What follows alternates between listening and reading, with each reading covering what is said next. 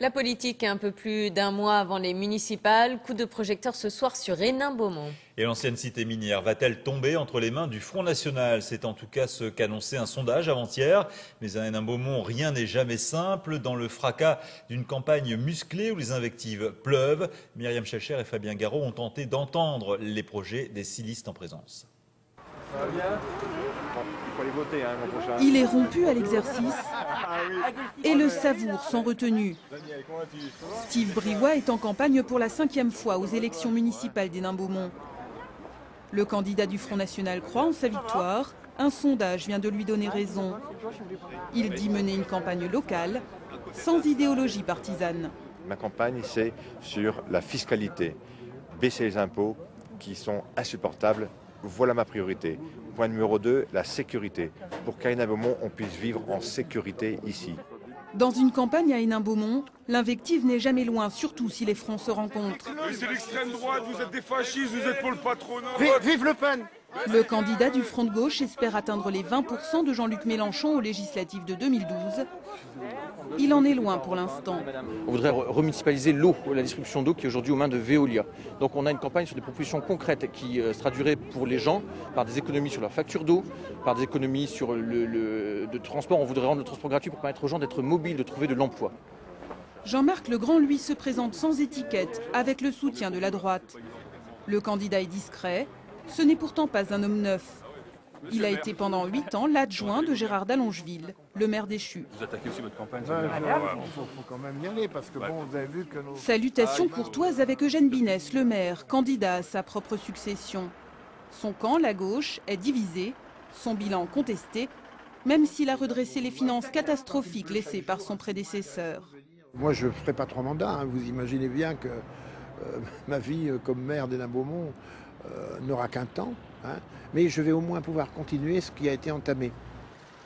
Dans la bataille pour le beffroi d'Hénin-Beaumont, 6 listes sont en concurrence. À gauche encore, Georges Bouquillon, premier adjoint du maire actuel, en présente une sous les couleurs du parti chevènementiste, le MRC. Moins anecdotique, la candidature de Gérard Dallongeville. L'ancien maire révoqué en 2009 se voit même sans complexe au second tour. Moi, je suis en mesure d'éviter que le Front National gagne la ville, déjà dès le premier tour, et d'envisager le rassemblement autour du deuxième. Aujourd'hui, M. Binès est dans un isolement qui ne lui permet pas de rassembler. Condamné à 3 ans de prison et 5 ans d'inéligibilité, Gérard Dallongeville a fait appel, ce qui lui permet de se présenter. Effectivement, j'entends bien me maintenir parce que j'entends bien gagner. Sa candidature risque en tout cas d'éparpiller un peu plus les voix de la gauche héninoise et de faire le jeu d'un Front National qui ne demande pas mieux. Et merci de rester avec nous. C'est parti pour le journal des municipales avec Jean-Louis Manant. Et on en parlait à l'instant. Jean-Louis, dans le journal Hénin-Beaumont et la présentation de la liste du Front National ce soir. Oui, une liste menée par Steve Briouat sur laquelle figure Marine Le Pen. Alors cette liste est présentée en ce moment même. On va en voir quelques images. Hénin-Beaumont fait partie des villes prenables, vous savez, par le FN. Un récent sondage donne Steve Briouat vainqueur d'une courte tête au second tour face au maire sortant d'hiver gauche. Marine Le Pen est avec nous en direct depuis Hénin-Beaumont. Madame Le Pen, bonsoir. Jusqu'à maintenant, le FN faisait des listes sans trop se préoccuper des CV des candidats. Alors cette fois, c'est une liste pour gagner. Ça change beaucoup de choses, Madame Le Pen. Il faut des vraies compétences, là. Bien sûr, et elles sont présentes, non seulement des vraies compétences, mais une vraie proximité, un vrai investissement dans la ville. Beaucoup de nos colistiers ont des responsabilités dans le monde associatif. Beaucoup sont des anciens, d'ailleurs, employés de mairie. Et puis, il y a ceux qui apportent leurs compétences techniques, notamment sur le plan de la gestion des finances locales, dont vous savez pertinemment qu'il y a énormément de travail à y faire. Pas de difficulté pour boucler cette liste avec justement des gens compétents qui peuvent se coltiner les affaires municipales? Non, non, pas du tout. Nous n'avons eu absolument aucune difficulté et nous arrivons avec une liste très bien armée dans l'ensemble des domaines qui sont ceux d'une municipalité. Les Héninois et les Beaumontois vont s'apercevoir de la qualité de nos colistiers, de leurs compétences et puis aussi de leur conviction, de leur volonté de changer les choses, car il ne s'agit pas seulement d'être élu pour jouer les pots de fleurs, comme on a vu dans la majorité actuelle ou dans l'ancienne majorité. D'ailleurs, il s'agit véritablement d'avoir des des élus qui sont sur le terrain, pas uniquement coincés dans leur bureau à la mairie, bien sûr. Grosse pression, Madame Le Pen, parce qu'évidemment, cette équipe municipale, si vous gagnez les élections, toutes ces décisions et ces premières décisions seront scrutées à la loupe, en quelque sorte. Il n'y a aucun problème. Voilà, cette accession à la municipalité, elle nous enthousiasme, elle ne nous fait pas du tout peur. Nous sommes absolument armés et préparés. Nous savons pertinemment quel est le projet que nous voulons porter pour Hénin-Beaumont. Et donc, c'est maintenant un sentiment d'impatience qui nous étreint et pas du tout un sentiment d'angoisse, même si nous savons que nous serons regardés de près, tant mieux. Je veux dire, ça permettra à beaucoup de s'apercevoir que nous respecterons nos promesses et que nous le ferons avec une grande qualité. On a parlé de chasse aux sorcières éventuellement à Hénin-Beaumont. Qu'est-ce que vous répondez? Eh bien, je réponds que c'est bien mal nous connaître.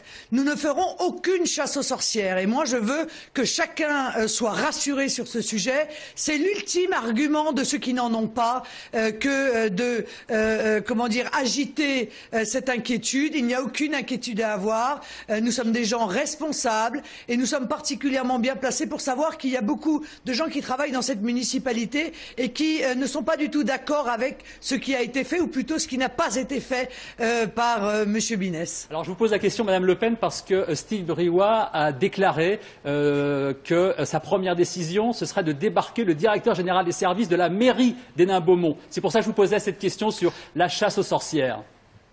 Ah, mais non, mais permettez-moi, le directeur général d'une mairie qui a des responsabilités dans les errements qui ont eu lieu, il est évident que si on garde des gens comme cela, à ce moment-là, ça ne sert à rien de changer d'équipe. Donc il y a des postes clés, des postes politiques, de gens qui ont une responsabilité dans la situation dramatique de la ville, et il est évident que l'objectif, c'est de mettre à leur place des gens qui ont une vision qui est la nôtre et celle des électeurs, car nous sommes élus pour changer la situation, pas pour faire la continuité, comme l'a fait M. Binès avec son prédécesseur ou avec même Dallongeville.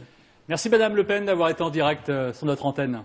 Et on ne quitte pas Hénin-Beaumont. L'action contre Gérard Dallongeville pour son livre Rose Mafia a été jugée irrecevable, Jean-Louis. Oui, une décision prise donc aujourd'hui par le tribunal correctionnel de Paris. Dans son livre, Gérard Dallongeville, ancien maire et candidat à Hénin-Beaumont, dénonçait des malversations au sein de la fédération PS du Pas-de-Calais. Cette fédération avait porté plainte pour diffamation, mais l'action du PS mal ficelée a été retoquée sur la forme avant même d'être examinée sur le fond. Mais évidemment, tout ça ne change rien pour les municipales. Et vous nous l'avez dit tout à l'heure, Jean-Louis, on est en pleine saison de présentation de listes. Il y avait celle ce soir aussi de Jean-René Le Cerf, le challenger de l'UMP de Martine Aubry à Lille. Oui, une liste intitulée Un autre Lille. Alors 61 noms, une moyenne d'âge de 49 ans. C'est une liste politique. Il y a 25 UMP, dont 4 dans les 5 premiers.